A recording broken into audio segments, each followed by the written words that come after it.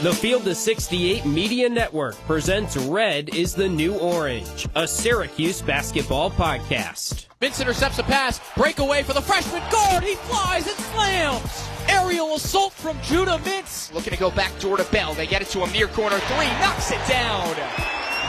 Chris Bell, the sharpshooter. Bringing you everything you need to know out of the 315. Up top, Williams surges ahead, up with the right hand and in. A pretty up and under move from Benny Williams to beat his man. Over to Taylor. He skips into the lane, puts up a floater, and drops in. Let's get it started with your hosts, Ian Unsworth and Johnny Gadamowitz. Happy New Year. What's going on? It's another edition of Red is the New Orange. Johnny Gadamowitz, Ian Unsworth with you as always. Hope you enjoyed your New Year's Eve. We sit here recording this Sunday afternoon, so we're getting ready for some December 31st festivities. But whether you were watching the ball drop last night, watching NFL Sunday, or hopefully still beaming off of an exciting Syracuse win over Pittsburgh, we wish you all good fortune in 2024.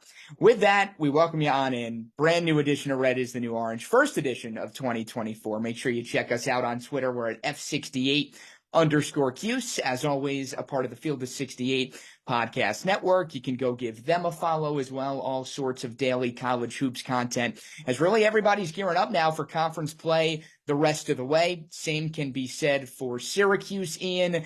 And as far as the final game of 2023, a lot to like for a Syracuse squad that put together a pretty complete performance in the Dome on Saturday. A little slow in the first half at times, maybe running out of gas as Pitt outshot them in the first half. But other than that, there is nothing to complain about. This was a fantastic watch. We don't tweet much on our Twitter account other than the episodes just because, full disclosure, there are so many people that tweet about Syracuse basketball that for us, we don't need to cloud the space.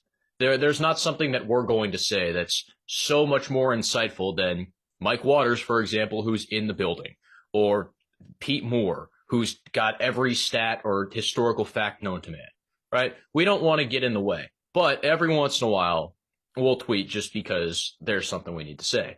And I think in the middle of the first half, we tweeted, this is the most fun watch of the year. Syracuse and Pitt constantly went back and forth in the first half, threw punches, made shots. Well, not actually, metaphorical punches. No Judah Mintz after Christmas literal punches. But there were so many fun moments in this game, whether it was a Benny dunk, some Carlton Carrington with his handle, he had some really nice dribble moves. But there was so much to like on both sides in the first half.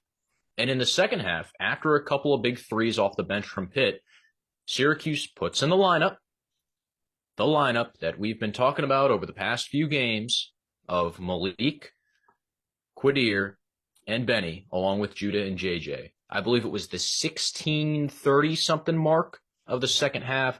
Doesn't exactly matter where it is, but in the next minute 30, Syracuse closed a 7-point deficit in the snap of a finger. And it was a Judah three.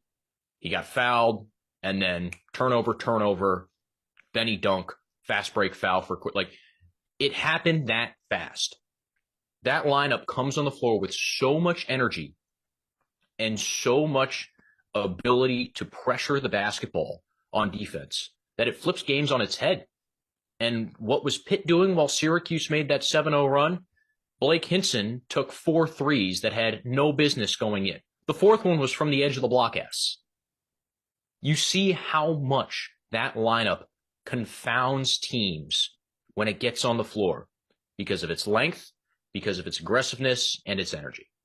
Hinson was really held in check as well, only had 11 points on 3 of 12. I think for me, the most exciting and encouraging aspect of this game was the fact that this team proved they can overcome an iffy Judah Mintz performance, right? We spoke about it with Mike earlier in the weekend. Judah's only bad game of the year up until this point was Virginia, which is understandable. And I won't go as far to say Judah had a very bad game against Pitt. He didn't. He still found a way to contribute. 12 points on 4 of 10. Didn't get to the line a ton, which is obviously where he likes to make his money. But by no means was this an otherworldly Judah Mintz performance. And this team still found a way to overcome that and find a way to get the win. And yet again, we told you last time, right? 2 straight games with 40-plus bench points for Syracuse. 52. I mean, Quadir Copeland had more points yesterday than the entirety of the Pittsburgh bench combined. He put together his most complete game. I think not only did he have leading the team in scoring with over 20 points, he had 9 rebounds, 4 assists, couple of steals. He shot 13 free throws. And that shouldn't fly under the radar either. Right? His ability to create off the dribble, get to the line. Wait, actually, sorry, Johnny. He made 13 free throws. He shot 15. Correct. Yeah.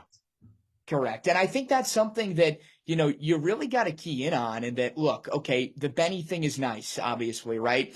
If we see it consistently, does he work his way into the starting lineup? Maybe. But whether or not he does is almost irrelevant, because no matter who is the 5 on the court to start, Ian, I don't know how many other teams in the ACC have 2 or 3 guys off the bench that they can feel as confident about as rotational pieces as Syracuse does. Whoever those 3 are, right? Yesterday it was Benny, Quadir, and Malik.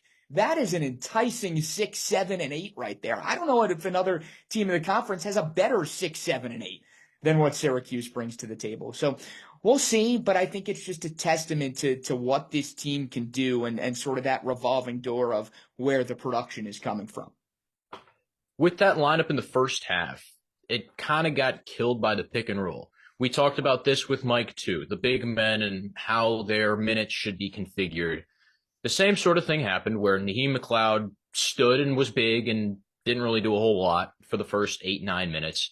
And then Malik came in, and Pitt started attacking Syracuse in the high pick and roll, just up top, and it created a lot of space in the paint, and there were open shooters on the wings. Pitt, I think, made 4 of its first 5 threes and made 5 for 9 in the first half. Red Autry showed his ability to adjust in the second half. SU started backing off with the zone and packing it in so that Pitt was forced to drive and kick. That was a huge adjustment because Pitt, after those hints and misses, went 5 of 13 in the second half and shot under 40% from the field. So that one adjustment, along with some zone thrown in, really threw the Panthers out of whack. And again, it's the same lineup, but that variation in pick and roll coverage forced Pitt out of its element. And with Copeland, we're starting to see the scoring. But he is a menace on defense. He is energetic on defense. Malik Brown, we've talked about it over and over and over again, probably leads this team in deflections. Or, like coaches chart that stuff. We've heard about it for years and years now. I think Rick Pitino might have been the first to do it when he wasn't calling up, adult entertainers at Louisville. But he was charting deflections. Quadir has 3 steals. Malik has 2. Benny, even though no steals, he's got a block and he's got 7 rebounds. That sort of energy is contagious. We talked about it last time, and here it is, especially not just when you're playing Niagara and you're up 20, or you're running Oregon out of a random gym in South Dakota. You're playing at home and you're down, and the students aren't there. The energy is from your bench. Even Naheem McLeod found a way to impact this game. He only played a couple of minutes, but he had 4 blocks in the 9 minutes that he was on the court, particularly when you consider we talked about how Pitt had the height advantage, right? We mentioned the Diaz-Graham twins, Federico. Syracuse was +1 on the glass, right? Yeah, first half, I think Pitt had 9 offensive rebounds going into like the 7 or 6 minute mark. None for the rest of the first half. Panthers finished the game with 14, which is a perfectly acceptable number considering 9 of those came in the first 10 minutes or so of the game. Right. And I think it's important that we recognize what the conversation was going into this game, right? By no means was this a slam dunk win for the Cuse, but the ability for them to show up against a team that, on paper, pretty similar makeup to them as far as what the expectations are this year, and to go out there and make a statement win in sort of that weird time of the year. As you mentioned, it's big, particularly when you think about what's coming, right? 2 of your next 3 are against Duke and Carolina.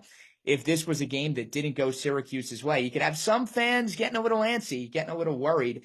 But thankfully, that revolving door of really everybody chipping in prevented that from happening. And, we talk about the bench and we talk about the depth. And, I wanted to bring up this point as well, kind of scouring through Twitter, X, whatever you want to call it. Saw a lot of reaction yesterday, Ian, of people saying things to the effect of, oh, if only Jim Boeheim would have used his bench like this over the past couple of years, what could have been, right? Thank God Autry is willing to dip into some of these reserves. I don't buy that for a second. I think that's just the fact that this year, the roster is that much better. The bench is that much better. They do have options, right? In years past, I don't know, not to say that there was no talent sitting on the bench in Syracuse teams of years past, but I don't think you're getting a similar level of production that these guys this year have been able to provide, where there's not that much of a noticeable drop-off. And we've even said that when guys off the bench come in, this team has looked better than the starters. That's the same three dudes that were on the roster last year. Let's be very clear about this. Chance Westry also, we haven't talked about him at all, but when he gets back, I mean, you could have a full-on line change if we want to talk in hockey terms, where you could go 5-5. This year, it's the system that really works for the guys off the bench. Last year, you bring them out there to play the zone and to not really run. I just don't think what Boeheim was doing last year fit Quadir Copeland. And Malik Brown really makes it work anywhere, but it didn't fit him as well, because now he's wreaking havoc instead of standing in the paint for 14, 15 minutes, kind of waiting for the ball to get there. Now he can go out there and actively disrupt the ball, actively get in the faces of centers that move a bit slower than he does, right? So that sort of defensive mindset and that pressure really caters to what Quadir and what Malik and even Judah Mintz, what they like to do, which is get out there and play fast and also get up in someone's face. Judah likes to talk smack. That sort of stuff makes such a big difference when it comes to how your players respond, especially coming off the bench, where you might get in there for 3 minutes at a time, you might get in there for 10 minutes at a time, or you might play the whole second half. And let's not forget Benny in that conversation too, right? Everyone will talk about the 15 points, but Benny defensively yesterday was doing what he was supposed to do, of being a big body that can shut guys down, right? And I think a lot of the attention will go towards his offensive contributions, as it should, because he put together his best offensive performance of the year. And it was a variety of offensive stuff, like mid-range jumper, three, dunks, even a cleanup basket, all that sort of stuff. One quote I saw, I can't remember, I think it might have been JJ, said that when Benny is relaxed, you get to see his athleticism show and shine and almost take over a game in spurts. And that's what we saw. There was no hesitation. There wasn't oh, I missed a shot, I'm coming out. Red Autry let him run. And that's kind of what Benny Williams needs now, that he's worked his way back in a good favor. I mean, he said after the game that Coach Autry disciplined him and kind of set him straight after those bumps at the beginning of the year. It's working. And everything that's happened for Benny is headed in the right direction. Right. And I think, Ian, we got to give him some praise in sort of, having that accountability, right? Because he's always had it. Right. It just comes and goes at times. Right. But you don't see that from a ton of players, I feel like, right? For him to be so upfront and for him to be willing to speak and acknowledge that, hey, look, everybody knows it didn't go how everyone wanted it to, how I wanted it to, what everyone thought, would kind of be in store for me this year. That takes a lot to sort of, go out there in front of the reporters, in front of the writers and acknowledge that. And I think that's something that at least shows you, if nothing else, that mentally he's in the right space, right? Like everyone's on the same page. He wants it just as bad as we all want it for him, right? There's no question of desire. There's no question of drive here. And now we'll see, right? That's been the Benny Williams conversation for the entirety of his Syracuse career of, can that consistency develop? Can it be more than just a flash in the pan? And now he's going to have a chance to go prove it. I think he's done enough to earn the minutes that he's been given here over the course of the past few weeks. Do they continue to increase? They probably should, based on the way he's been playing, if this Pitt game told us anything. Where are you at as far as how big of a piece you think he'll wind up being here as conference play really gets into the thick of things? After this game, you can't change it. You can't put him in the starting lineup. You need to keep him exactly where he feels comfortable. If he's very happy coming off the bench and being a part of this, this bench unit that constantly brings the juice and the vibes, keep him there. Let him stay as comfortable as he possibly can on the court. And even though he's heading into a big matchup, Benny's played well against Duke in the past. In freshman year, even though Syracuse got smacked around, he played 30 minutes and had career highs and points back then, and I think had 6 or 7 boards. So in a sense, he'll be comfortable, and this won't be a game that knocks him off his rhythm as long as he's allowed to stay in a very comfortable space. So I don't think there's a need to change anything. Right now, you just have to keep an eye on Bell and Taylor and make sure you have a feel of when they need to come out of the game. Next opportunity comes against Duke. Yeah, what the thing is, when do you need that energy? Is it 2 minutes into the game? Is Duke going to come out there and it's going to be 9-2, like the snap of the finger? You got to get those guys out there. If Bell hits a couple and he's starting to feel it, you got to leave him out there, and then things get a little interesting. So how does Kyle Cuff factor into this? I think Kyle Cuff is losing minutes rapidly at this point. I think the overarching takeaway is that it can't be a textbook plan. It has to be a feel plan, right? No game this year can Red Autry go into it and say, okay, this is what we're doing no matter what. No, there's got to be a level of feel. There's got to be a level of adjustment on the fly, riding the hot hand, things of that nature. And you got to let those guys run. In the second half, if Quadir and Malik and Benny are playing well, don't take them out. Do not take them out. Let them go for as long as they possibly can. Well, Syracuse's first game of 2024, it comes in one of the most historic venues college hoops has to offer, Cameron Indoor, coming up Tuesday night, 9 p.m. tip. Before we hit on the Blue Devils, though, let's get a quick word from our friends over at BetMGM. As you guys know by now, we've partnered with BetMGM Sportsbook for this college basketball season. We're going to be using BetMGM lines to make all of our picks and predictions throughout the college basketball season. And we are going to have special offers for you, the listeners and the viewers on the Field of 68 each and every week during the season. If you haven't signed up with BetMGM yet, use the bonus code FIELD1500 and you will get up to a $1,500 first bet offer on your first wager on BetMGM Sportsbook. Here's what you got to do.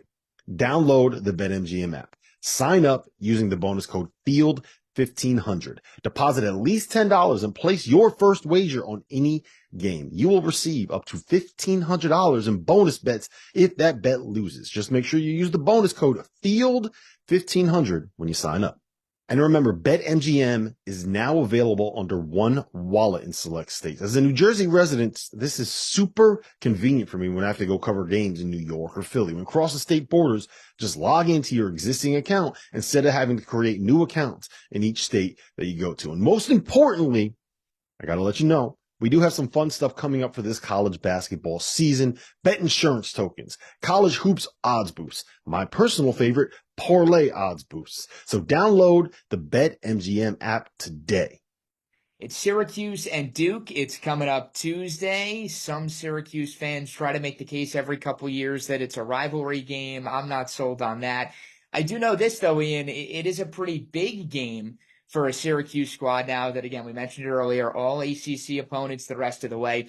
And a Duke team that, chatting off the air before we hopped on to record this, I use the words, has been playing angry. And I think that fits the narrative well ever since early December loss to Georgia Tech on the road on December the 2nd. Haven't lost a game since. Right now they check in mid-teens in the AP poll, number 16 to be exact. This is a Duke team that, 8-3, still figuring it out a little bit, if you want to call it that. But at the end of the day, a potent squad that checks a lot of boxes. And there's a reason year in, year out, Ian, they're towards the top of the conference. That's talent. You got 5 stars coming back. and you're bringing 5 stars in. John Shire has got it made, both from a personnel standpoint and a recruiting standpoint. And by the way, you've got some of the best facilities and one of the nicest campuses in the country. There's a lot to like. Numbers really like Duke, too. Ken Palm has him top 10 in the country in offensive efficiency and top 30 in the country in defensive efficiency. And it's not like they're playing the Sisters of the Poor. They got Arizona, barely lost to them at home, beat Michigan State. Michigan State's getting a lot better. Lost on the road to Arkansas. And the big win over these past 4 games is Baylor in MSG, which was a very big Duke crowd. Yes, a lot of the Duke kids probably moved to New York City, get those finance jobs after college. You know how that works. But won 78-70 and controlled the majority, if not all, of the second half. So that's a good Baylor team, too. Really good guards, a guard-centric Baylor team, which I think we can agree Syracuse is, too. So I'd hope Coach Autry is watching a little bit of that film and trying to see how they can adjust. So a couple names we probably know already. Kyle Filipowski. Everyone knows what he's going to do. He'll get in the post. He'll just feast on mismatches if Syracuse switches the pick and roll. And he's trying to step out and shoot the 3 a little more. I think if he shoots the 3 against Syracuse, that's a win for the Orange defensively. Just keep him out of the paint. He can, just like Hinson. Hinson shot as many 3s as he wanted, didn't go in. If Kyle Filipowski beats you by making 5-6 threes, he did it in the Dome last year, but the entire team was on last year when Duke came to the 3-1-5. Proctor is back, Tyrese Proctor. He's working off an ankle injury. He played, I think, 18 minutes against Queens, and, he was all right. But the thing that is good news for SU fans, all right, Proctor didn't start, came off the bench against Queens. Good news for Syracuse fans is Proctor is probably their best defender. Last year, Proctor put JG3 in a lockbox. Yes, he did. Gerard had no error whatsoever. So you think if Proctor is still maybe not 100% coming off the bench, Judah Mintz has a little bit more room to breathe. Right. That's really important. You need Judah to get going in this game early. He needs to get to the line, put a couple of Duke players on the bench, and force some of these younger freshmen to get in early and play some uncomfortable minutes. Yeah, I think this is one of those games, Ian, where from a Syracuse standpoint, you want to make Filipowski play defense. Yeah. Right? I think the more you get him to commit on the defensive end and just work him and wear him down and try to really put his focus on the defensive end so that when Duke has the ball in their hands, he's not the guy who's demanding the ball in the post every single time up the court because he just had to give it everything he had to try to contain Malik Brown on the other end, right? So some people might hear that and raise their eyebrows and say, oh boy, this guy's 7 feet. I'm not sure he's the guy you want to be attacking when you have the ball in your hands. I say go for it. Why not? Because the more you get him to exhaust defensively, hopefully the less he brings to the table offensively. That's why I'm really keying in on Malik Brown. We saw obviously with McLeod against Pitt only played the 9 minutes, and a big reason for that was because all those Pitt bigs, the Diaz-Graham twins, can step outside and shoot the 3. Same narrative with Filipowski, right? So it wouldn't shock me at all if this is another big Malik Brown game. I'm also interested to see how JJ puts together a Duke performance, right? You talk about last time out against Pitt, didn't necessarily have his fingerprints all over that one. And we've documented sort of his ups and downs. And we talked with Mike about the emergence of a second scorer. Only had 9 against the Panthers. So if Proctor is able to put the clamps on Judah, and this is another Judah game where he's in that 12 to 15 point range rather than 17 to 20 point range, where else is that offense, particularly in the backcourt, coming from? So I think Starling is definitely someone I'll be keying in on too. JJ and Notre Dame played actually a really close game against Duke last year. So he won't be scared. He won't be phased in a bigger moment. Syracuse also has to keep an eye on Jared McCain, freshman, one of the best guards in the class of 2023. And McCain's starting to find his stride. Double figures over the past 4 games, including 21 against Baylor on 7 of 11 from the field, and then 24 against Queens. He started every game. John Shire really trusts him, but over the first few weeks, he didn't have his shot. He looked, freshman growing pains. They happen. But McCain is now a very comfortable and very aggressive third scorer. He won't be the main ball handler, but if Syracuse is doing a lot of switching or scrambling off a pick and roll, McCain can really hurt you on the second or third side of the floor. So I don't know who will guard him. That's probably a Taylor Bell responsibility at the beginning, and then see how it all shakes out once the Orange get the backups on the floor. But if Syracuse, like, again, remember Dariq Whitehead last year? Yep. He hit about 2-3 threes in the first half in transition and just blew the game wide open. McCain could be that same sort of guy. They both wear number 0, no significance whatsoever, but same sort of thing where he could be the guy that he slides below the radar at first because Duke's got big names, but yeah, he'll stick a knife in you. I think a hot start is going to be key, right? Don't let Duke get hot early. If you're Syracuse, you need a strong start. You need to keep it within 10, I'd say, in that first half, right? Get to halftime, be staring a single-digit deficit in the face, and then you see what you can do in the second half. And Red Autry makes his ample adjustments, as he's done time and time again this year. We did tell you earlier that Duke was 16 in the AP poll. They are 9th on KenPom as it stands right now. They're also 9th in the country in adjusted offensive efficiency, too. So it's a Blue Devils squad that can put the ball in the hoop. And, Ian, maybe the biggest test for the Syracuse defense yet this year? Yeah, Gonzaga, Tennessee both played really different styles, but this is where you really are ready to test the metal. What did I say at the beginning of the year? I don't care about Maui. I don't care how it goes. Once you get to conference play and you've got your ducks in a row, this is where the rubber hits the road. And KenPom is Duke winning by 14. I would hope it's a bit lower than that. But even if Syracuse goes in there, keeps it somewhat close, loses by 9-10, I'm not disappointed.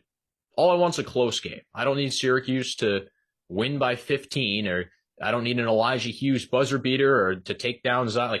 I just want the game to be really competitive for a good 30, 35 minutes. And again, it shows that this team is making strides because they haven't done it on the road yet. They've done it in a neutral venue. They did it at Georgetown, but again, how good is Georgetown?